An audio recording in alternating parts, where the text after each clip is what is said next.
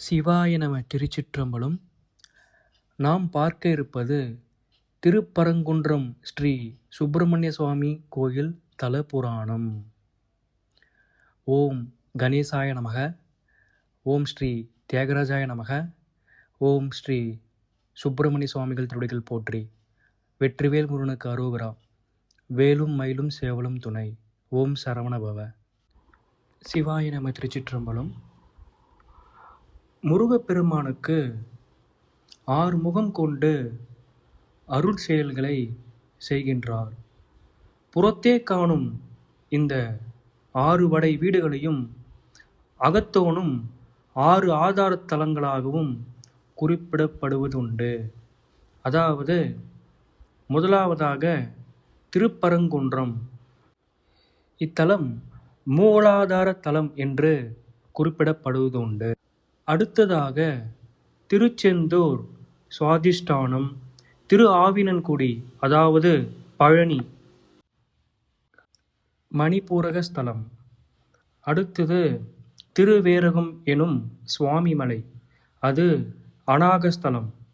5வது திருத்தணி, அது விசுத்தி ஸ்தலம். 6வது பழமுதிர்ச்சோலை, அது ஆக்னை ஸ்தலம். இந்த 6 ஸ்தலங்களும் 6 ஆதார சக்கரங்களாக விளங்குகின்றன. அதனால் மூலாதார ஸ்தலமாக விளங்கும் திருப்பரங்குன்றத்தை, அதன் தலப்புராணத்தை, அங்குள்ள இரகசியங்களை நாம் விரிவாக பார்ப்போம். திருப்பரங்குன்றம் ஸ்தலமானது மதுரைக்கு தென்மேற்கில் சுமார் 8 கிலோமீட்டர் தொலைவில் உள்ளது. இங்குதான் முருகப்பெருமான் தெய்வானையை திருமணம் செய்து கொண்ட நிகழ்வு நடந்ததாக புராணங்கள் தெரிவிக்கின்றன. கோவில் அமைப்பு.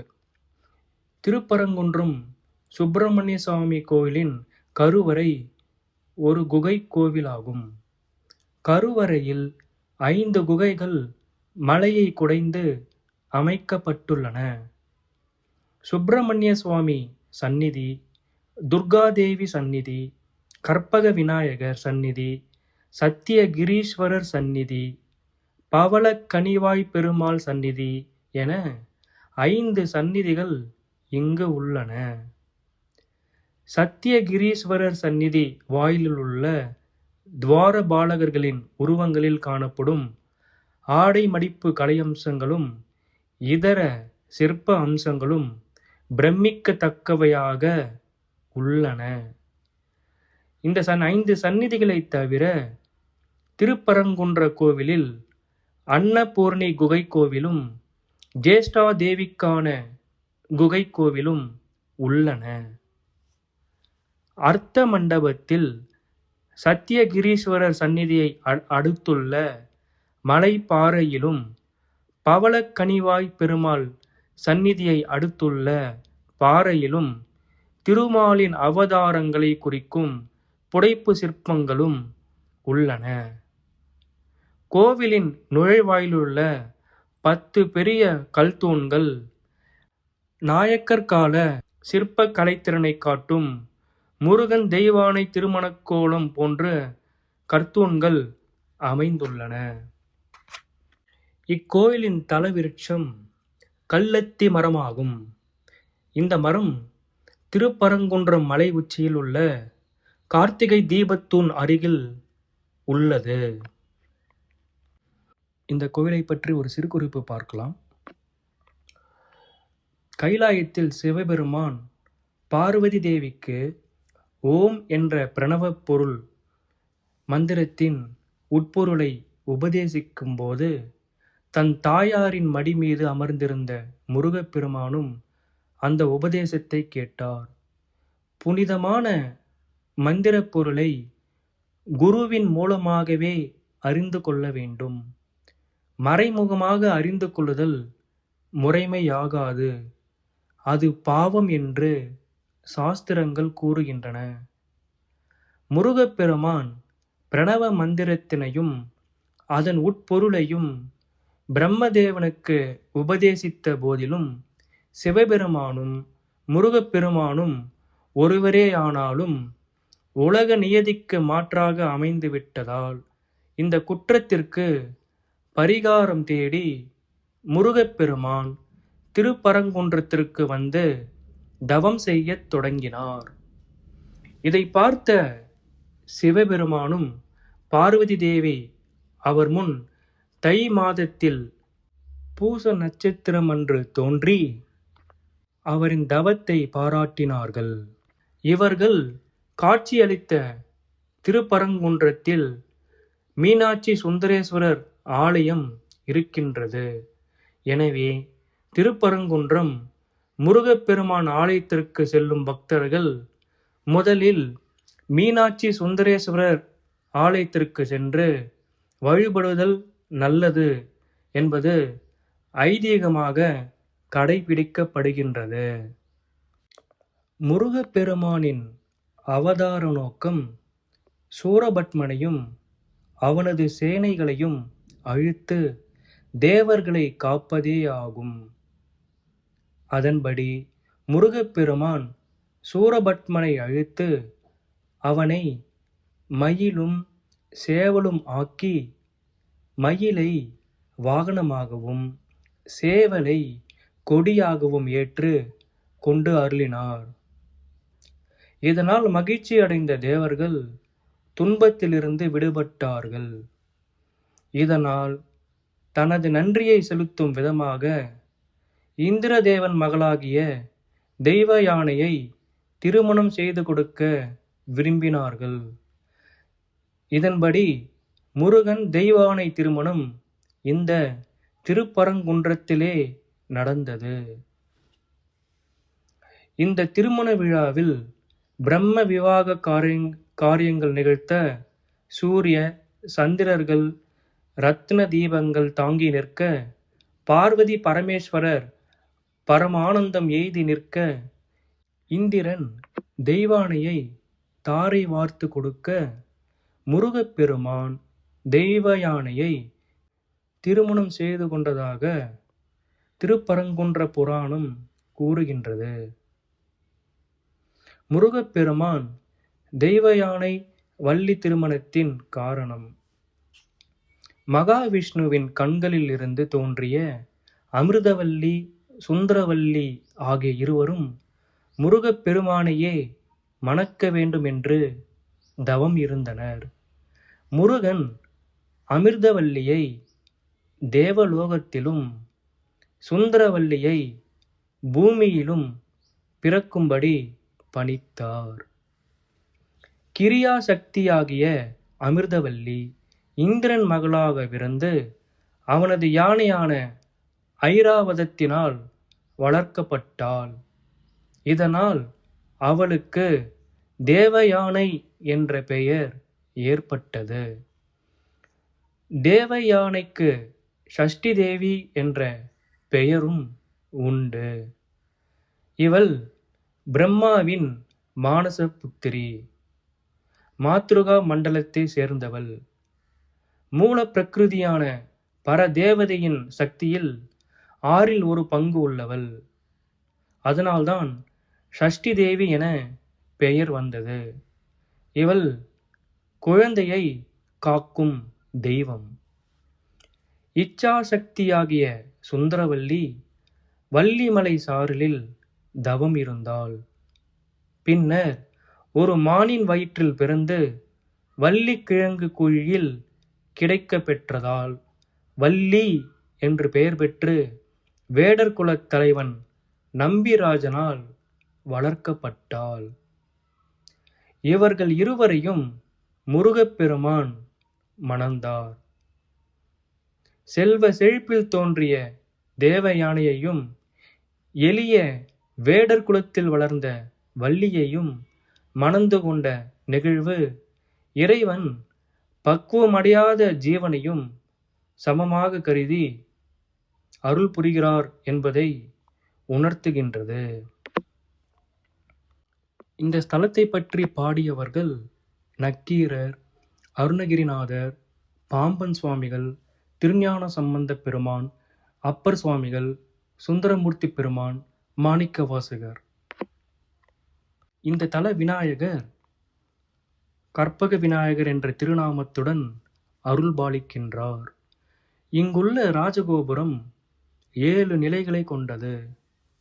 அம்பாள் ஆவுடை நாயகி தனி சந்நிதியில் தெற்கு பார்த்தபடி இருக்கின்றாள். கொடிமரத்தின் அருகே மலையை நோக்கி அதன் அளவிற்கேற்ப பெரிய நந்தி இருக்கின்றது. இதற்கு அருகிலேயே முஞ்சூறு மயில் வாகனங்களும் உள்ளது. மகா மண்டபத்தின் முகப்பில் நந்திகேஸ்வரர் தன் மனைவி காலகண்டியுடன் இருக்கின்றார். மகா மண்டபத்தில் நடராஜர் சுற்றிலும் ரிஷிகளுடன் பார்வதியின் அம்சத்தில் அன்னபூரணி, சிவசூரியன், சந்திரன் ஆகியோர் இருக்கின்றனர். குடவரைக்கு வலதுபுறத்தில் பஞ்சலிங்கங்கள் அம்பாள்களுடன் திருமண கோலத்தில் இருக்கிறது. அருகில் கார்த்திகை முருகன் வள்ளி தெய்வானையுடன் இருக்கின்றார். இவருக்கு அருகில் கருடாழ்வார் நின்ற கோலத்தில் இருப்பது விசேஷ தரிசனம். இக்கோயிலுக்கென மொத்தம் 16 தீர்த்தங்கள் உள்ளன. இக்கோயிலின் மலையே குடவரையாக அமைந்திருப்பதால் மலையே விமானமாக கருதப்படுகிறது. எனவே கருவறைக்கு மேல் தனி விமானம் இல்லை. பௌர்ணமி தோறும் கிரிவலம் செல்கின்றனர். ஆரம்ப காலத்தில் திருப்பரங்குன்றம் கோயிலுக்கு பின்புறத்தில் உள்ள தென்பரங்குன்றம் குடவரை கோயிலாக பிரதானமாக இருந்திருக்கின்றது. இக்கோயில் சேதம் அடைந்ததால் கோயிலை மறுபக்கத்திற்கு மாற்றி முருகப்பெருமானை வடக்கு திசை நோக்கி திருப்பி அமைத்திருக்கின்றனர். இக்கோயிலை பற்றி அருணகிரிநாதர் தேவர் பணிந்தெழு தென்பரங்குன்றுரை பெருமாளே என்று மிகச் சிறப்பாக பாடியிருக்கின்றார். சிவபெருமான் கோயில்களில் நந்தி, விநாயகர் தலங்களில் முஞ்சூறு அதாவது எலியை வாகனமாக உடையவர், முருகன் சன்னதியில் மயில் என அந்தந்த சுவாமிகளுக்குரிய வாகனங்கள்தான் சுவாமி எதிரில் இருக்கும். ஆனால் இந்த தலத்தில் சிவன், விநாயகர், முருகன் ஆகிய மூவருக்குமான வாகனங்கள் கொடிமரத்திற்கு அருகில் அமைந்துள்ளன. ஒரு பீடத்தின் நடுவில் நந்தியும், வலதுபுறத்தில் முஞ்சூரும், இடப்புறத்தில் மயில் வாகனமும் இருக்கின்றது. இந்த 3 வாகனங்களும் தெற்கு நோக்கி இருப்பது மற்றொரு சிறப்பு. மகாவிஷ்ணுவின் வாகனமாக கருடாழ்வார் அவருக்கு எதிரே வணங்கியபடி இருப்பார். ஆனால் இந்த கோயிலில் மகாவிஷ்ணுவிற்கு எதிரே சிவபெருமான் இருப்பதால் கருடாழ்வார் சன்னதி இல்லை. அதற்கு பதிலாக கருடாழ்வார் சண்முகர் மண்டபத்தில் உள்ள கார்த்திகை முருகனுக்கு அருகில் வடக்கு நோக்கி இருக்கின்றார். வெள்ளை மயில். மயில்களை அதற்குரிய இயல்பான நிறத்தில்தான் பார்த்திருப்பீர்கள். ஆனால் திருப்பரங்குன்றம் கோயிலில் வெள்ளை நிற மயில்களை காணலாம். இங்குள்ள தட்சிணாமூர்த்தி தனது இடது கையை தன் காலுக்கு கீழே உள்ள நாகத்தின் தலை மீது வைத்துள்ளபடி இருக்கின்றார். தேவிலிங்கம். சிவன் பார்வதிக்கு பிரணவ மந்திரத்தை உபதேசித்த போது அம்பாளின் மடியில் இருந்த முருகப்பெருமான் அதனை கேட்டு கொண்டிருந்தாராம். அந்த மந்திரத்தை குருவிடம் இருந்து முறையாக கற்காமல் மறைமுகமாக கேட்டது தவறு என எண்ணிய முருகன் இந்த தலத்தில் சிவனை வேண்டி தவம் செய்தார். அவருக்கு ஒரு தைப்பூசத்தன்று சிவபெருமான் காட்சி தந்தார். இந்த சிவன் சுப்பிரமணியர் கோயிலுக்கு எதிரே ஆதி சொக்கநாதராக அருளுகிறார். திருப்பரங்குன்றம் செல்பவர்கள் முதலில் இவரை வணங்கிவிட்டு செல்ல வேண்டும் என்பது ஐதீகம். இவரே இங்கு பிரதான மூர்த்தி ஆவார். ஆனால் அறுபடை முருகஸ்தலங்களில் இத்தலமும் ஒன்று என்பதால் பிற்காலத்தில் முருகன் பெயராலேயே இந்த கோயில் பெயர் பெற்றுள்ளது. விழா காலங்களில் சிவனுக்கே கொடியேற்றப்படுகிறது. ஆனால் முருகனே வீதியுலா செல்கின்றார். முருகன் சிவனது அம்சமானவர் என்பதால் இவ்வாறு செல்வதாக சொல்கின்றார்கள். எனவே இங்குள்ள முருகனுக்கு சோம சுப்பிரமணியர் என்ற பெயரும் உள்ளது. சோமன் என்பது சிவபெருமானை குறிக்கும். கருவறையில் சிவலிங்கத்திற்கு பின்புறம் சிவன், பார்வதி மற்றும் முருகனுடன் சோமஸ்கந்தராக இருக்கின்றார். இது விசேஷமான அமைப்பாகும். துர்க்கை அம்மனுக்கு சிவன் விமோசனம் தந்தபோது சோமஸ்கந்தராக காட்சி தந்தாராம். இதன் அடிப்படையில் இவ்வாறு அமைக்கப்பட்டிருக்கின்றது. சிவலிங்கம் துர்க்கை அம்மனால் பிரதிஷ்டை செய்யப்பட்டவர் என்பதால் தேவிலிங்கம் என்கின்றனர். சுவாமி சாந்தாகாரம் என்னும் மருந்து பூசப்பட்டவர் என்பதால் சாம்பிராணி தைலம் மட்டும் பூசி இந்த ஆதி சொக்கநாதர் கோயிலில் வழிபடுகின்றனர். வேதவியாசர், பராசர முனிவர் ஆகியோர் சுவாமியை வழிபட்டுள்ளனர். மால்விடை கோயில். இக்கோயிலின் ஒரே குடவரையில் சிவபெருமான், பவளக்கனிவாய் பெருமாள், கற்பக விநாயகர், சுப்பிரமணியர் மற்றும் துர்க்கை ஆகிய 5 பேரும் அருள்கின்றனர்.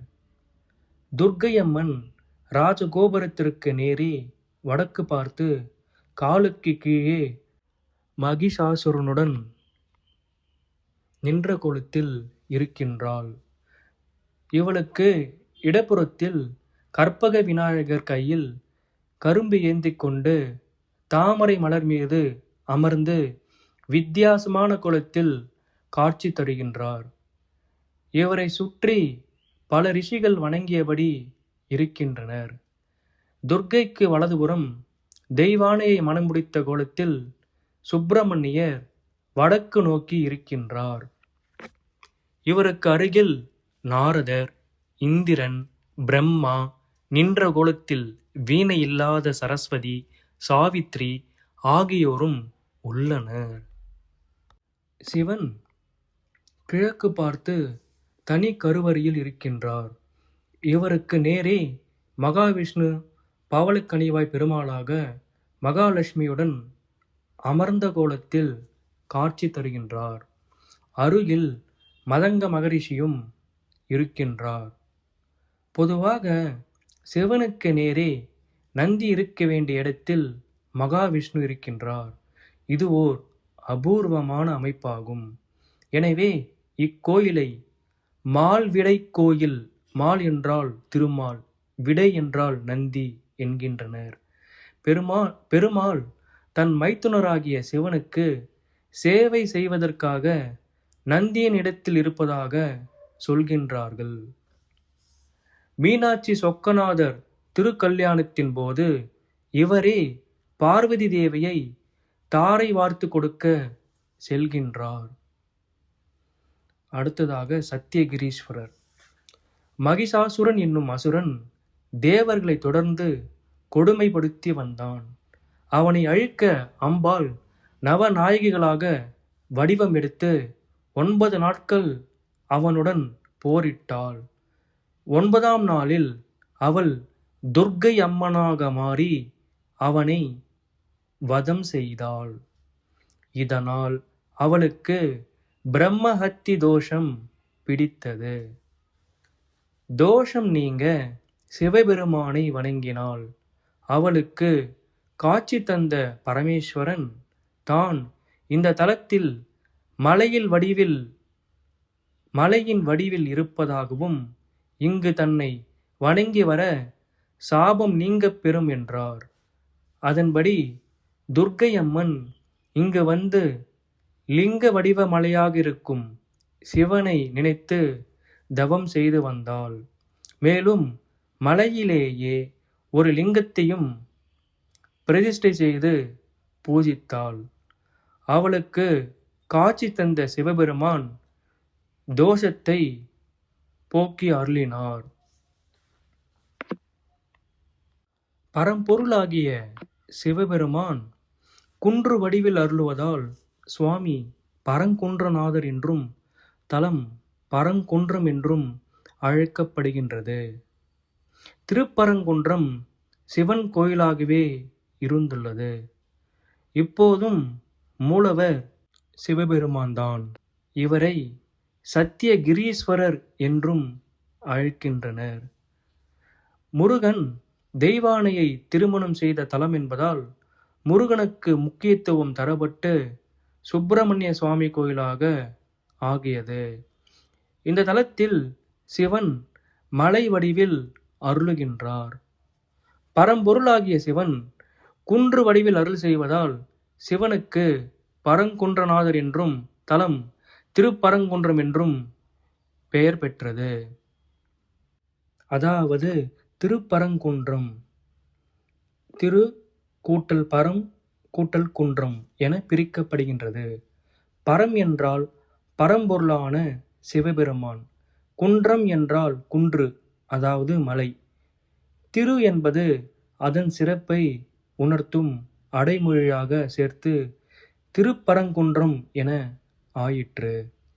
இந்த திருத்தலத்திற்கு இலக்கியங்களில் தன் பரங்குன்று, தென் பரங்குன்று, பரங்குன்று, பரங்கிரி, திருப்பரங்கிரி, பரமசினம், சத்தியகிரி, கந்தமாதனம், கந்தமலை என வேறு சில சிறப்பு பெயர்களும் உள்ளன. நக்கீரர் சிவபெருமானிடம் எதிர்த்து வாதம் செய்த பாவத்தை போக்க சிவபூஜை செய்ய ஆரம்பித்தார். திருமுருகாற்றுப்படை அளித்த நக்கீரர் திருப்பரங்குன்றத்து குளக்கரையில் ஓர் அரச மரத்தின் கீழ் சிவபூஜை செய்து கொண்டிருந்தார். அப்பொழுது அந்த அரச மரத்தின் மேலிருந்து ஒரு இலை கீழே ஒரு பாதி நிலத்தடியிலும் மறுபாதி தண்ணீரிலும் குளக்கரையிலும் வீழ்ந்தன. அதாவது குளக்கரையில் வீழ்ந்தன. அந்த அரச மரத்திலிருந்து எந்த இலை விழுந்தாலும் நிலத்தடியில் விழுந்தால் பறவையாக மாறிடும், தண்ணியில் விழுந்தால் மீனாக மாறிடும். அப்படி இருக்கும்போது ஒரு பாதி நிலத்தடியிலும் மறுபாதி தண்ணியில் விழுந்ததுனால ஒரு பாதி பறவையாகவும் ஒரு பாதி மீனாகவும் மாறியதை கண்டு ஆச்சரியமடைந்தார். இதனால் சிவபூஜை செய்து கொண்டிருந்த நக்கீரர் அந்த சிவபூஜையிலிருந்து வழுவினார். இதை பார்த்த ஒரு பூதம் அவரை பிடித்து கொண்டு ஒரு குகையின் நடுவில் வைத்தது. கார்முகி என்ற அந்த பூதம் யாரெல்லாம் சிவபூஜையை தவற விடுகிறார்களோ அவர்களை பிடித்து அந்த குகையில் இட்டு எப்போது 1000 பேர் பிடிபடுகிறார்களோ அவர்களை எல்லாம் சாப்பிட்டு விடலாம் என்று கங்கணம் கட்டிக்கொண்டு திரிந்து கொண்டிருந்தது. அந்த சமயம் 1000வது ஆளாக நக்கீரர் சிவபூஜையிலிருந்து வழுவியதால் அவரை பிடித்து கொண்டு போய் அந்த குகையில் இட்டு இருந்தது. இதை பார்த்து வருந்திய நக்கீரர் முருகப்பெருமானை வேண்டி திருமுருகாற்றுப்படையை மனங்குளிர பாடினார். உடனே முருகப்பெருமான் தன் வேலை செலுத்தி நக்கீரரையும் மற்றுமுள்ளவர்களையும் அந்த குகையிலிருந்து மீட்டார். அந்த பூதத்தையும் வதம் செய்தார். வேல்மாறலிலே சில வரிகள் வரும். பழுத்தமுது தமிழ் பலகை இருக்கும் ஒரு கவிப்புலவன் இசைக்கு உருகி வர குகையை இடித்து வழி காணும். அதாவது பழமையான மதுரை தமிழ் சங்கத்தில் தலைமை புலவராக இருந்த நக்கீரர் முருகனின் மீது பாடிய திருமுருகாற்றுப்படை என்ற இசைப்பாடலுக்கு உருகி குகையை அடைந்து நின்ற கிரௌஞ்சமலையை வேல் இடித்து வழி காண்பித்தது போல இந்த குகையை இடித்து அங்குள்ள நக்கீரரை காப்பாற்றினார். இந்த கோயிலின் திருவிழாக்கள் வைகாசி விசாகம், ஆடி கிருத்திகை, புரட்டாசி வேல் திருவிழா, கந்தசஷ்டி, திருக்கார்த்திகை, தைப்பூசம் மற்றும் பங்குனி உத்திரம். சிவாய நம. திருச்சிற்றம்பலம். சிவாய நம. திருச்சிற்றம்பலம். நாம் இப்பொழுது திருப்பரங்குன்றம் தல புராணம் பார்க்க இருக்கின்றோம். 1931 பிரம்மஸ்ரீ துரைசாமி நாயுடு அவர்களால் இந்த ஸ்தல புராணத்தை வடமொழியிலிருந்து தமிழ் மொழிக்கு மொழிபெயர்த்தருளினார். இந்த நேரத்திலே அந்த ஐயாவின் திருவடிகளையும் இதற்கு உதவி புரிந்த அனைத்து அடியார்களின் திருவடிகளையும் வணங்கி இந்த புராணத்தை ஆரம்பிக்கலாம். ஓம் கணேசாய நமக. வெற்றிவேல் முருகனுக்கு அரோகரா. வேலும் மயிலும் சேவலும் துணை. சிவசிவா. உலகில் தோன்றிய மனிதர்கள் நன்மை தீமை உணர்ந்து உய்யும் பொருட்டு பரமேஸ்வரன் அருளிய கலைகள் 18 என்று பெரியோர் கூறுவர். அந்த கலைகளாவன வேதம் 4, வேதாங்கம் 6, உபாங்கங்கள் 4, உபவேதம் 4 என்பன. அவற்றுள் புராணம் என்பது உபாங்கம் என்னும் பகுதியை சார்ந்ததாகும்.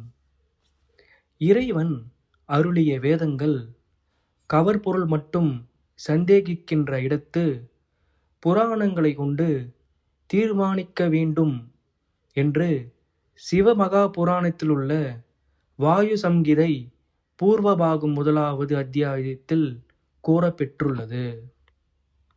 இதை உணர்ந்த பெரியவர்கள் வேதத்திலும் புராணம் மிகுந்த பலம் உடையதென்று கூற ஒரு சிறிதும் பின்னிடார்.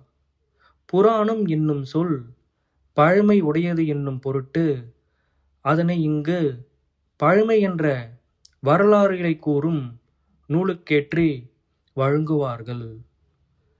அந்த புராண நூல்கள் உலகத்தின் தோற்றம், ஒடுக்கம், முனிவர் அரசர்களின் வழிமுறை, அவர்களின் சரித்திரம், மன்வந்திரம் என்னும் 5 விஷயங்களையும் தம்பால் விரைவிக் கொண்டிருந்தலை இலக்கணமாக உடையன என்பார் நூலுணர்ந்தோர். இத்தகைய இலக்கணம் அமைந்த புராணங்கள் அஷ்டாதச என கணக்கிடப்படுவனாம்.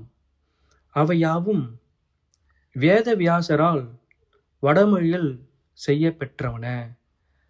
அந்த 18 புராணங்களும் இறைவன் திருக்கோயில் கொண்டருளும் சிற்சில தலங்களின் மான்மியமும் உரைக்கப்படும்.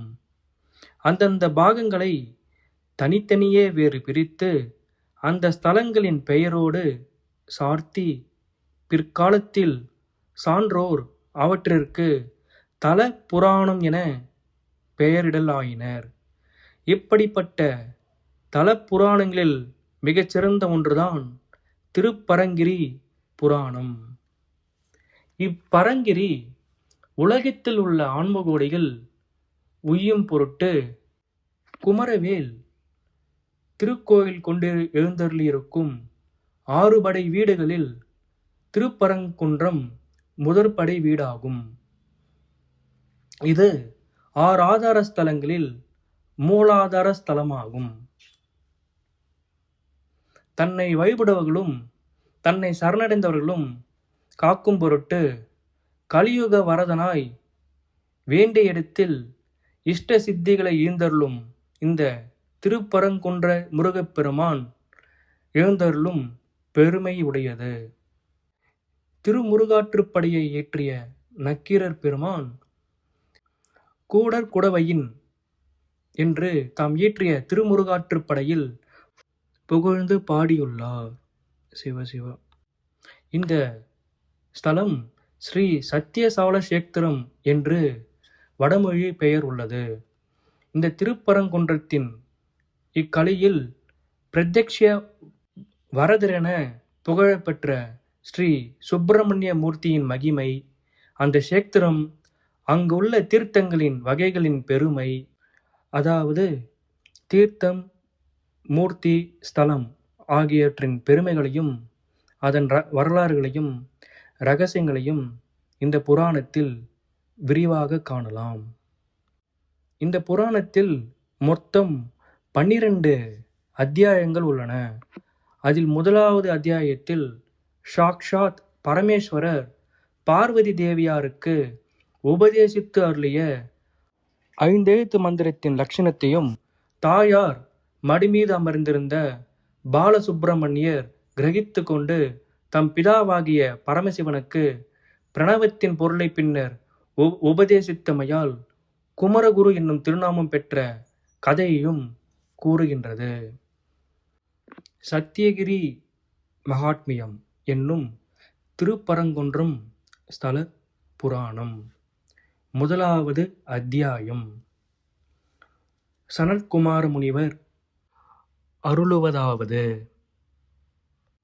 ஷட்குண சம்பன்னராயும் சிறந்த சிவபக்தராயுமுள்ள நந்திகேஸ்வரரே, சர்வ பிராணிகளுடைய இருதய குகையின் கண்ணே வசிப்பவரும் குமரர் என பெயர் பெற்றவருமான ஸ்ரீ சுப்பிரமணிய மூர்த்தியால் எவ்விடத்தில் எதை கருதி முன்னோர் காலத்தில் மிக மேன்மையான தபஸ் செய்யப்பட்டது. தாங்கள் எல்லாவற்றையும் அறிந்தவர்களாகையால் ஆச்சரியமாய் உள்ள விருத்தாந்தங்களை அனைத்தையும் அறிவீர்கள். உலகங்களிலும் தங்களால் அறியப்படாதது ஒன்றுமே இல்லை. மேலும் தாங்கள் சுப்பிரமணிய மூர்த்திக்கு சிஷ்யர்களாய் இருக்கின்றீர்கள். ஆகையால் தங்களை கேட்கின்றேன் என்று சனத்குமார முனிவர் நந்திகேஸ்வரை பார்த்து வேண்டி நின்றார். மேலும் சனத்குமார முனிவர் நந்திகேஸ்வரரை பார்த்து, முனிவரே, எல்லாம் அறிந்தவரே, முன்னொரு காலத்தில் சுப்பிரமணிய மூர்த்தியினால் தங்களை நிமித்தமாக கொண்டு உலகத்தின் நன்மையை கருதி மிக இரகசியமாய் எல்லாம் கூறப்பட்டுள்ளன. தாங்கள் எப்படி சுப்பிரமணிய மூர்த்தியின் பக்தியுள்ள சிஷ்யரோ அதுபோல யானும் தங்களுக்கு சிஷ்யன் அல்லவா? கருணாநிதியே, நந்திகேஸ்வரா, அந்த பெருமையினால் கேட்கின்றேன், கிருபை செய்ய வேண்டும். உலகத்தை ரட்சிக்கின்றவர்களாகிய சாதி ஜனங்கள் மிக இரகசியமாக விஷயங்களையும் கூட தமது சிஷ்யர்களுக்கு உபதேசிக்கின்றார்கள் அல்லவா? ஆகையால் எனது பாவம் நிவர்த்தியாகும் பொருட்டும் உலகத்தின் க்ஷேமத்தின் பொருட்டும் சுப்பிரமணிய பகவான் செய்த தபசினுடைய விதியை கிரகமாக உள்ளபடி சொல்லி அருளல் வேண்டும் என்று பிரார்த்தித்தார். சூதமுனிவர் அருளுவதாவது: நைமிசாரண்ய முனிவர்களே, இவ்விதம் சனத்குமார முனிவர் கேட்கப்பட்டு உண்மையான பக்தியினால் பாவிக்கப்பட்ட நந்திகேஸ்வரர் அன்பினோடு சுப்பிரமணிய மூர்த்தியினுடைய எந்த தபசின் லட்சணங்களை கூறினாரோ அந்த பரிசுத்தமானதும் பாவங்கள் அனைத்தையும் நாசம் செய்வதுமாகிய சரித்திரத்தை இப்போது சுருக்கமாக உரைக்கின்றேன். சிவசிவ. முனிவர்களே, சர்வ உலகங்களுக்கும் உபகாரமாக தெய்வத்தால் ஒரு சங்கதி தெரிவிக்கப்பட்டது. அதாவது, முன்னர் தேவர்கள் எல்லோராலும் வணங்க பெற்றதும் அநேக மகரிஷி கூட்டங்களால் சூழப்பட்டதும் சர்வ அலங்காரங்களினாலும் அழகு பொருந்தியதும் அப்சரசுகளால் நிறைந்ததும் விமானங்களால் காந்தி பெற்றதுமாகிய கைலாசமலையின் கொடுமுடியில் ஒரு சமயத்தில் ஷட்குண ஐஸ்வர்ய சம்பன்னரும் ஆழகால விஷத்தை உண்டவரும் அதை கண்டத்தில் தரித்து வருமான சிவபெருமான் பார்வதி சமேதராய் எழுந்தருளி இருக்கையில் மிக ரகசியமாய் ஒரு கதையை திருவாய் மலர்ந்து அருள ஆரம்பித்தனர். தாக்ஷாயினி தேவியானவள் மனதுக்கு மிகவும் ஆனந்தத்தை தருகின்ற அந்த கதையை கேள்வியுற்று பக்தியினால் மிகுந்த வணக்கம் உடையவளாய் குருவாகிய பரமேஸ்வரனை நமஸ்கரித்து ஆன்ம ஞானம் அடைய விருப்பமுற்றவளாய் பின்வருமாறு கேட்க ஆரம்பித்தாள்.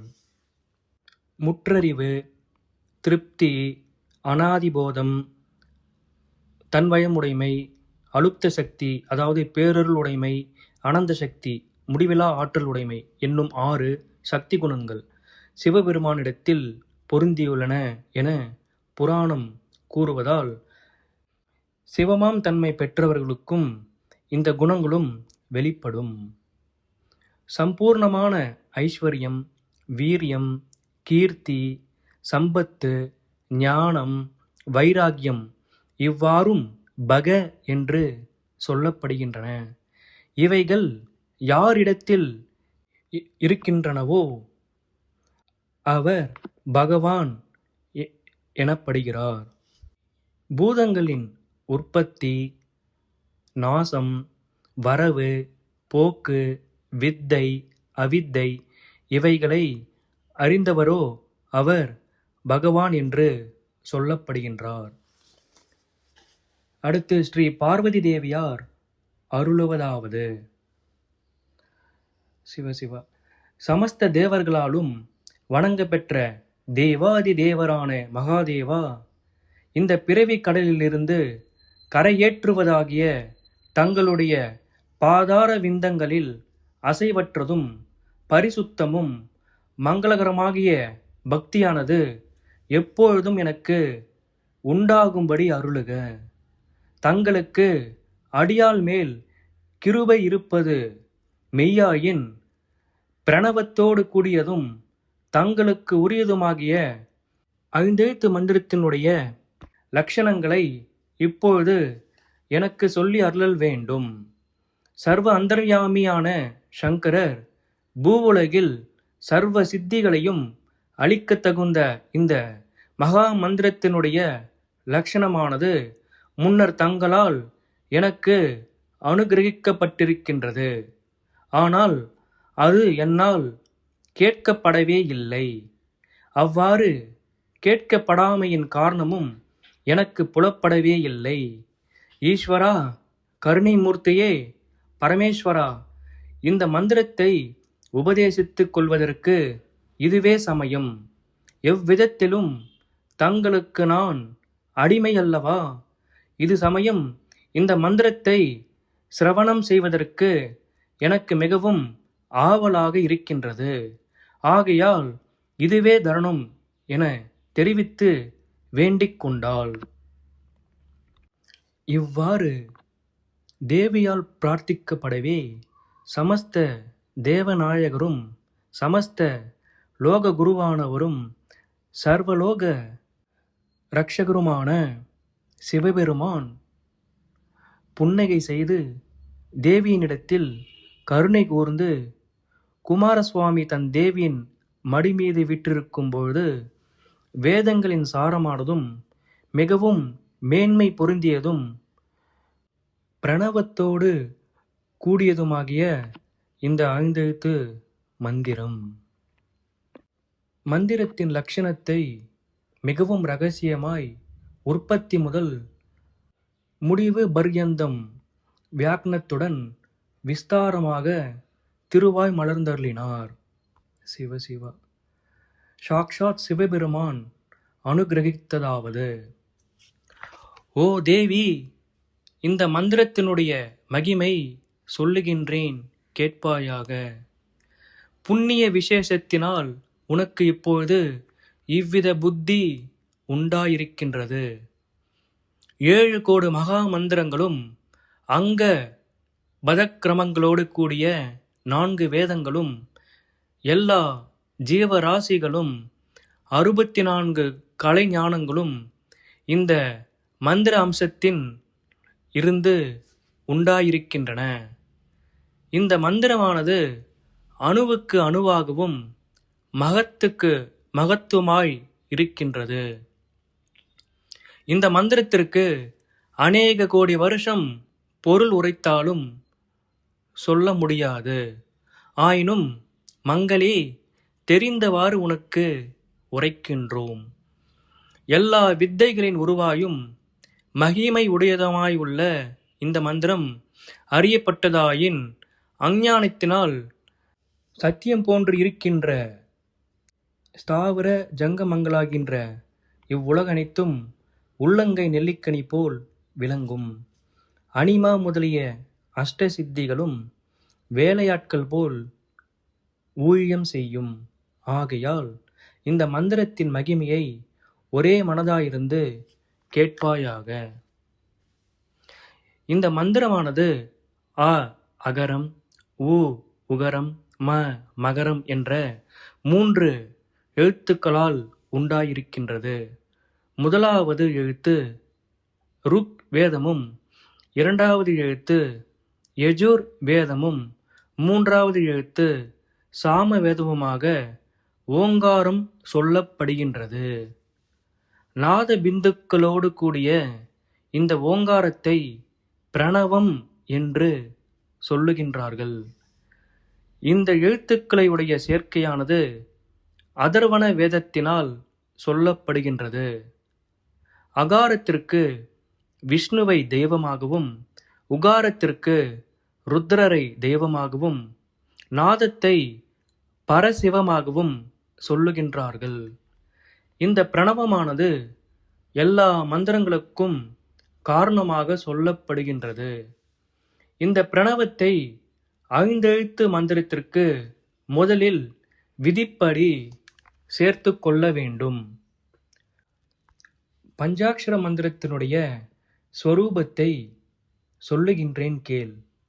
துவர்க்கத்தின் கடைசியாக இன் என்கின்ற எழுத்தோடு சுரம் என்றேற்பட்ட உயிரெழுத்தின் முதலாவதான அகரமும் சேர்ந்து உண்டான நகரமும், பவர்க்கத்தின் அந்திய சப்தமான இம் என்ற சப்தத்தை பிரதமஸ்வரமான அகாரத்துடன் சேர்த்து வந்த மகரமும், வாந்தமான சகரத்தை மத்தியஸ்வரமான இகரத்துடன் சேர்த்து வந்த சி என்ற எழுத்தும், லகரத்திற்கு அடுத்த வகரத்தை பிரதம தீர்க்கஸ்வரமான ஆகாரத்துடன் சேர்த்து வந்த வா என்ற எழுத்தும், மகரத்திற்கு அடுத்த யகரத்துடன் அகாரம் சேர்த்துண்டான யா என்ற எழுத்துமாகிய இந்த 5 அக்ஷரங்களும் பஞ்சாட்சரம் என்று சொல்லப்படும்.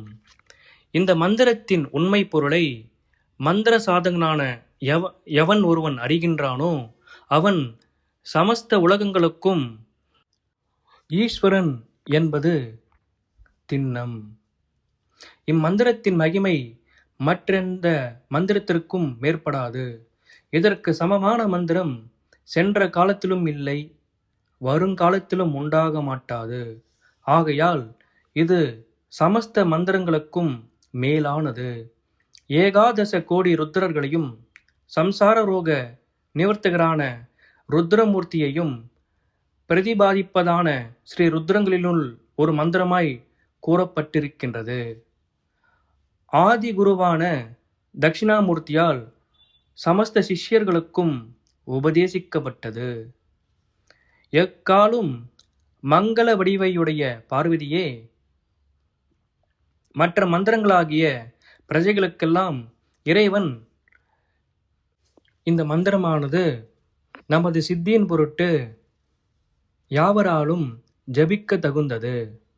இந்த மந்திரத்தின் மகிமையை விரித்துரைக்க எவ்வளவு கோடி வருஷங்கள் சென்றாலும் போதாது.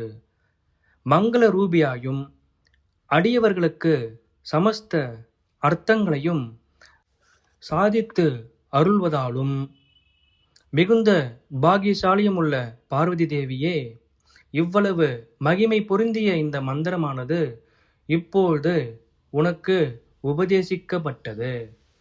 இதனை இரகசியமாய் வைத்து ரட்சித்து கொள். இரகசியமாக வைத்து கொண்டிருந்தால் மந்திரங்களுக்கு சித்தி உண்டாகும். பிரகாசப்படுத்தினால் சித்தி ஏற்பட மாட்டாது. மேலும் இது எல்லா மந்திரங்களுக்கும் மூல காரணமானது.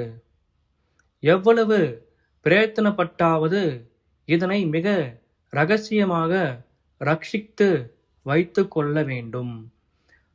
அப்படி ரட்சிக்குங்கால் சீக்கிரம் சித்தி ஆகாவிடினும் கொஞ்ச காலத்தில் சித்தி ஆகும். ஸ்மிருதிகளில் கூறப்பட்டுள்ள கர்மங்களை அநேக ஜென்மாங்களில் சரிவர நடத்திய புண்ணியவான்களுக்குத்தான் பஞ்சாட்சர ஜபத்தில் புத்தி பிரவர்த்திக்கும். இவ்வாறு பஞ்சாட்சர ஜபம் செய்ய வேண்டுமென்பது ஒரு மனிதனுக்கு புத்தி ஏற்பட்டதால் அவனுடைய சகல பாவங்களும் அழிந்துவிடும் என்பது திண்ணம். இதில் சந்தேகம் வேண்டவே வேண்டாம். நாம் கூறுவதெல்லாம் உத்தமமானவையே. ஓ தேவியே, இவ்விதம் பஞ்சாட்சர ஸ்வரூப விசாரண புத்தி உனக்கு ஏற்பட்டதால் நீயே தன்யர்களுள் முதன்மையானவள். சிவ சிவ. சாமானியமான ஒரு மனிதன் உசித காலத்திலோ அல்லது அகாலத்திலோ பரிசுத்தமாகவோ அல்லது அசுத்தமாகவோ இந்த பஞ்சாட்சரத்தை ஜபித்தால் சம்சார பந்தத்திலிருந்து உடனே விடுபட்டு மோட்சத்தை அடைகின்றான். மங்கள ஸ்வரூபியே, எந்த வர்ணத்தாயினும் 4 வர்ணிகளுள் பிராமணர்கள் எவ்வாறு சிறந்தவர்களோ, பஞ்சலோகங்களுக்குள் தங்கம் எவ்வாறு சிறந்ததோ, நவமணிகளில் காருடமணி எவ்வாறு மேன்மையானதோ, அவ்வாறே மந்திரங்களுள் பஞ்சாட்சரம் சிறந்தது. தேவியே, இதில் ஏற்பட்ட நாதம், பிந்து என்பவைகளில் நாதம் உனது சொரூபம், பிந்து நமது சொரூபம். இவைகளெல்லாம் ஏ ஸ்வயம் பிரகாசி முன்னர் உன்னால் அறியப்படாமல் இப்போது எம்மால் அறிவிக்கப்பட்டன. சமஸ்த பாவங்களையும் நிவர்த்தி செய்யக்கூடியதாயும் சிவசக்தி சுரூபமாய் உள்ள இந்த பஞ்சாட்சரமானது கர்மங்களில் 25 பேத பிரகாசமாக விளங்குகின்றது. மோட்சத்தில் விருப்பமுடைய மாந்திரிகன் இந்த மந்திரத்தை கர்மங்களில் பிரயோகிக்க கூடாது. உலக மரியாதையை அறிந்த எந்த வித்வானும் எவ்வளவு நிலத்தையும் தங்க கலப்பையினால் உழுது பயிர் செய்ய மாட்டான் அல்லவா? அவ்வாறு செய்வானாயின் கிருஷியின் அதாவது உழவின் பலனை அடையாமல் இருப்பதோடும் கூட கலப்பிலுள்ள தங்கத்தையும் இழப்பான். மேலும் இந்த மந்திரமானது சர்வ நதிகளுள் கங்கையைப் போலவும், ரசங்களுள் அமிர்தத்தைப் போலவும், மலைகளுள் மகாமேருவைப் போலவும், 4 கால் பிராணிகளுள் காராம்பசுவைப் போலவும், ருக்குகளுள் மந்திர காயத்ரியைப் போலவும், ஒளிகளுள் சூரியனைப் போலவும், மிருகங்களுள் சிம்ஹத்தைப் போலவும், வாகனங்களுள் யானையைப் போலவும், பாத்திரங்களுள் வேதத்தை அறிந்த உத்தமமான பிராமணனைப் போலவும் சிரேஷ்டமானது. தேவியே, உனது பாக்யவசத்தால் இந்த மந்திரமானது இப்போது உமக்கு உபதேசிக்கப்பட்டது. தினந்தோறும் இந்த மந்திரத்தை 1008 முறை ஜபம் செய். அதனால் நமக்கு அளவற்ற பிரியமும் உண்டாகும். இதில் சந்தேகமில்லை. நமது சரீர ஸ்வரூபமாகிய இந்த மந்திரத்தை எவன் சிரத்தையோடு ஜபிக்கின்றானோ அவன் தனது கோடி குலத்தினரோடு நமது கைலாசத்தில் வசிக்கின்றான் என்பது உறுதி. மோட்சத்தில் விருப்பமுள்ள மோக்ஷாகார்த்தி உத்தம புருஷன் இதனை ஜபிப்பானாயின் பின்னர் பூமியில் ஜனிக்காமல் மோட்சத்தை அடைகின்றான். இம்மந்திரம் பிரம்மா முதல் இந்த மகா மந்திரமானது முறைப்படி குருவிடம் உபதேசிக்க பெற்று ஜபிக்க வேண்டியது. இல்லாவிடின் பயன் தராது. ஏனெனில் குருவானவர் பரபிரம்ம ஸ்வரூபியாயும் மேலான கதியாயும் அடையக்கூடிய உயர்ந்த பதவியாயும் சிறந்த வித்யா ரூபியாயும் விசேஷமாயுள்ள தனரூபியாயும் விளங்குகின்றார். ஆகையால் குருவினிடம் தீட்சை பெற்று உபதேசம் பெற்றுக்கொண்டு ஜபிக்க வேண்டும். மேன்மையாகிய இந்த மந்திரத்தை சிலர் பரபிரம்ம என்றும் சிலர் பரசிவ என்றும் சிலர் சிரேஷ்டமான பரசைவம் என்றும் சிலர் ஆனந்தம் என்றும் மற்றோர் மோக்ஷ உபாய என்றும் தங்கள் புக்திக்கேற்ப பலவாறாக சொல்லுகின்றார்கள். பார்வதியே பரத ஸ்வரூபியாகிய இந்த மந்திரத்தின் பரதத்துவ ஸ்வரூபியாகிய இந்த மந்திரத்தின் ஸ்வரூப நிச்சயத்தை ஒருவரும் அறியவே இல்லை. இந்த மந்திரத்துக்கு ரிஷியும் தேவதையும் நாமே. இந்த மந்திரத்தின் சந்தஸ் ஜகதி எனப்படும். இதற்கு விநியோகம் மோட்சம் அடைவதுதான். மோட்சமாகிய புருஷார்த்தத்தின் பொருட்டு ஜபிக்கப்படுமாயின் மற்றைய சித்திகள் தாமே கைகூடும். ஆகையால் மோட்சத்தின் பொருட்டு இந்த மந்திரத்தை மிகவும் ஜாக்கிரதையாய் ஜபிக்க வேண்டும். மோட்சத்திலும் மேலாகிய புருஷார்த்தம் இல்லையென்றோ?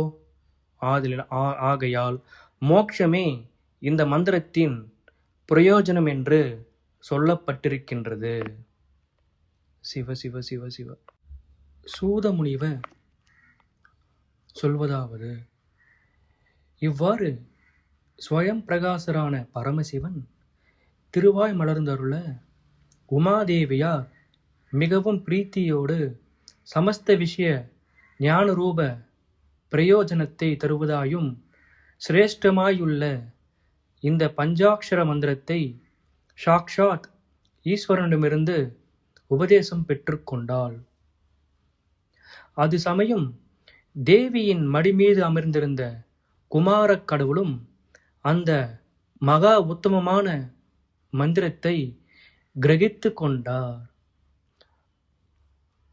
ஆனால் அவர் குழந்தை பருவத்தில் இருந்தமையால் இயற்கையாகவே குருவான பிதாவிடமிருந்து உபதேசம் பெற்றோம் என்ற கருத்தினோடு கிரகித்தார் இல்லை. ஆயினும் அவரை அடைந்த அந்த பஞ்சாட்சர மந்திரமானது வித்தில் உள்ள கிளைகளோடு, அதாவது வித்தில் உள்ள கிளைகளோடு கூடிய விருஷம் போன்றும் ஜலத்தில் விடப்பட்ட எண்ணெய் துளி போன்றும் உத்தமமான பாத்திரத்தில் கொடுக்கப்பட்ட தானம் போன்றும் இயல்பிலே புத்திமானுக்கு கற்றுக் கொடுக்கப்பட்ட சாஸ்திரம் போலவும் பல விதங்களில் விருத்தி அடைந்தது. சிவபெருமானிடத்தில் உபதேசம் பெற்ற காலம் தொடங்கி தேவியான பார்வதி திவ்ய ஞானத்தை கொடுக்கக்கூடிய அந்த பஞ்சாட்சர மந்திரத்தை விசேஷ பக்தியோடு ஈஸ்வரரால் அனுகிரகம் கொடுக்கப்பட்டவளாய் ஜபித்து வந்தாள். தேவியுடன் சிவபெருமான் உத்தியானவனத்தை விட்டு கைலாசத்திலுள்ள அந்தபுரம் அடைந்தார். குமர கடவுளது 5வது வயதில் வித்யாபியாசத்தின் பொருட்டு பிரம்மாவை வரவழைத்து குமாரருக்கு வித்யாபியாசம் செய்விக்கும்படி பிரபு கட்டளையிட்டார். இவ்வாறு சிவபெருமானால் ஆக்ஞானிப்பிக்கப்பட்ட பிரம்மதேவரும் கைலாசத்தில் ஏற்படுத்தப்பட்டிருக்கும் வித்யாசாலிக்கு குமாரனை அழைத்து சென்று உபத்தியாய ஸ்தானத்தில் தாம் இருந்து கொண்டு குமாரரை பார்த்து பிரணவத்தை உச்சரித்தார். அதனை கேட்டு புத்திமானாகிய குமாரக் கடவுளும் பிரம்மதேவர் சொன்னதை தம் வாக்கினால் உச்சரித்துவிட்டு அவரை பார்த்து, இந்த பிரணவத்தின் பொருளை தாங்கள் முதலில் சொல்லிவிட்டு பின்னர் இதன் வர்ணத்தையும் வர்ணத்தின் பொருளையும் சொல்லி அருளல் வேண்டும். ஏனெனில் அந்தர்ஞானமில்லாது வித்யாபியாசம் செய்வதில் பிரயோஜனம் யாது? ஆகையால் குருவாகிய தாங்கள் ஆதரவுடன் இந்த பிரணவத்தின் பொருளை கூற வேண்டும் என்று கேட்டார். இவ்வாறு கேட்டவுடனே இவ்வாறு குமாரக் கடவுளால் வேண்டிக் கொள்ளப்பட்ட பிரம்மதேவன் வியப்போடு அவருடைய முகத்தை சற்று பார்த்துவிட்டு பரமசிவனுடைய சமீபத்தை அடைந்து மௌனமாக நின்று விட்டார். சிவபெருமானும் இங்குதார் பிரம்மதேவரது கருத்தை அறிந்து கொண்டு ஆச்சரியப்பட்டு குமாரரை வரவழைத்து சிம்மாசனத்தில் இருந்து கொண்டே அவரை பார்த்து பிரணவார்த்தை சொல்லும்படி வினவினார். சற்று தாமதித்ததும், உனக்கு தெரியுமானால் சொல்லலாம், யாது காரணத்தை உத்தேசித்து பாசாங்கு செய்கின்றாய்? குருவினால் சொல்லி வைக்கப்பட்ட பாடத்தை கூட சேர்ந்து பாலகர்களோடு மௌனமாய் படிப்பாயாக என்று அனுகிரகித்தார். இவ்வாறு ஸ்வயம் பிரகாசரான மகாதேவர் கூறுங்கால் அவரை நோக்கி குகஸ்வாமி பின்வருமாறு சொல்லலுற்றார். ஸ்ரீ குகஸ்வாமி அருளுவதாவது. இப்போ குமார கடவுள் பேசுறாரு.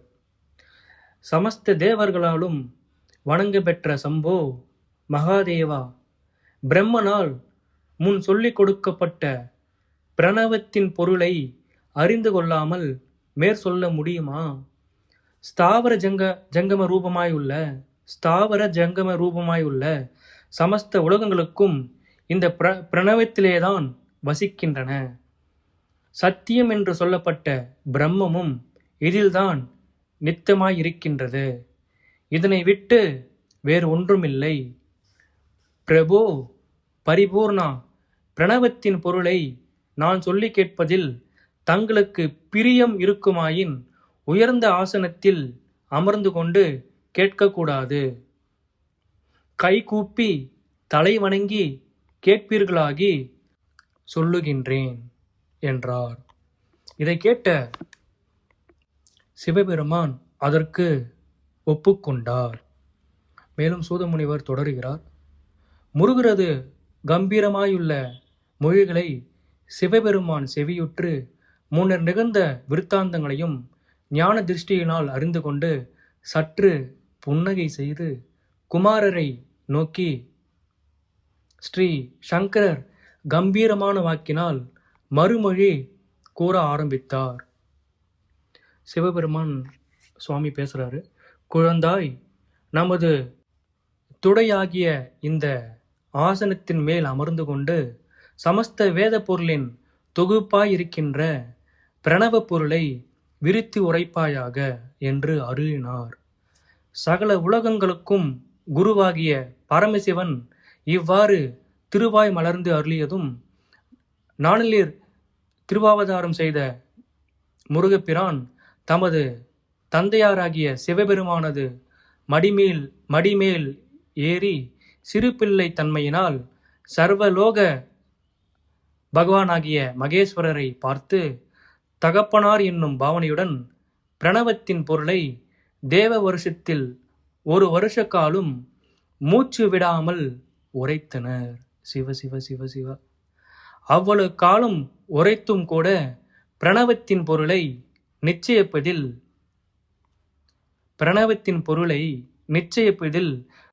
முடியவே இல்லை. சர்வ பிராணிகளுக்கும் குருவாகிய சிவபெருமான் அதனை கேட்டு மிக களிப்படைந்து முருகப்பெருமானை அன்பினோடு ஆவிகனம் செய்து கொண்டு அடிக்கடி உச்சி மோர்ந்து ஆலோசித்து மந்திரமானது கெட்டு போய்விட்டதென்று தெரிந்து கொண்டு அதை ரட்சிக்க திருவுள்ளம் கொண்டார். எவன் குரு வாயிலாக உபதேசம் இல்லாது மந்திர ஜபம் செய்கின்றானோ அவன் அந்த சரீரத்தோடே நரகத்தில் விழுகின்றான். ஆதலால் மந்திரம் நஷ்டமாய் போவதற்கு முன்னர் அதனை ரட்சிக்க வேண்டும். இல்லாவிடில் மந்திரம் கெட்டுப் போய்விடும். மந்திரம் கெட்டுப் போய்விட்டால் உலகமும் நாசமடைந்துவிடும். பார்வதி தேவிக்கு நாம் உபதேசித்த காலத்திற் சக்திதரனாகிய முருகனும் அந்த மந்திரத்தை கிரகித்து கொண்டான். இளம் பருவத்தால் குரு என்ற எண்ணத்தை அடையவே இல்லை என ஸ்ரீ சங்கரர் குமாரசுவாமியை ரட்சணை செய்யும் விஷயமாக இவ்வாறு தமது திருவுள்ளத்தில் ஆலோசித்து அவரை தம் திருக்கரங்களால் வாரி எடுத்துக்கொண்டு சகல பூதங்களுக்கும் ஈஸ்வரராகிய சிவபெருமான் அந்த பரமேஸ்வரன் உபதேச கிரகமாகவே தன் திருமகனுக்கு அதாவது குமாரசுவாமிக்கு பிரணவ பொருளை போதித்து அருளினார். அவருக்கு குமாரசுவாமிக்கு தெளிவான ஞானம் உண்டான போது மறுபடியும் அவரை பார்த்து திருவாய் மலர்ந்து அருள்வாராயினார். சிவபெருமான் மேலும் தொடர்கிறார். ஏ குமாரனே, நின் நன்மையை கருதி நாம் உமக்கு விதிக்கும் ஆக்னியை கேள். நமக்கு மந்திரோபதேசம் செய்த காரணத்தினால் நீ குருஸ்தானத்தை அடைந்தனை. இவ்வழக்கம் உலக மரியாதைக்கு தலைக்கீழானது. அவசியம் தடுக்கப்பட வேண்டியதுதான். இல்லாவிடில் உனக்கு மகத்தான தோஷம் சம்பவிக்கும் என்பதில் சந்தேகமே இல்லை. ஹே மகா பாக்கியசாலியே, அவ்வாறாகிய தோஷ நிவர்த்தியின் பொருட்டு பாரத விருஷம் என பெயர் பெற்றுள்ள தேசத்தை அடைந்து உலக அனுஷ்டானத்திற்காகவே நீ தவம் புரிவாயாக. அந்த தவத்தில் நீ குமரகுரு என்னும் பெயரை பெற்று பெரும் புகழை அடைவாய்.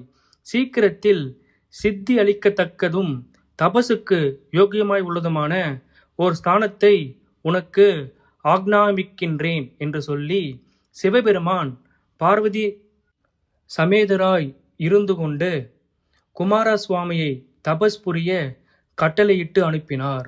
குமாரசுவாமியும் திரிலோகம் என்ற ஸ்தலத்தை அடைந்து தமது கர்ம சித்தியை கருதி வெகு காலம் தவம் செய்து பின்னர் சிவத்ரோகத்திலிருந்தும் விடுபட்டார். ஸ்காந்த சைவ மகா புராணது ஏகாதச ருத்ர சம்ஹிதையின் பின்பாகத்தில் பர்வத கண்டத்திலுள்ள சத்தியகிரி என்னும் திருப்பரங்குன்ற சேத்திர மகாத்மியத்தின் 1வது அத்தியாயம் முற்றிற்று. சிவாய நம. திருச்சிற்றம்பலம். அடுத்த காணொளியிலே இதன் தொடர்ச்சியாக 2வது அத்தியாயத்தை பார்க்கலாம் என்று சொல்லி இந்த அளவிலே இந்த காணொளி முடிகிறது. சிவாய நம. திருச்சிற்றம்பலம். வேலும் மயிலும் சேவலும் துணை. வெற்றிவேல் முருகனுக்கு அரோகரா. சிவாய நம. திருச்சிற்றம்பலம்.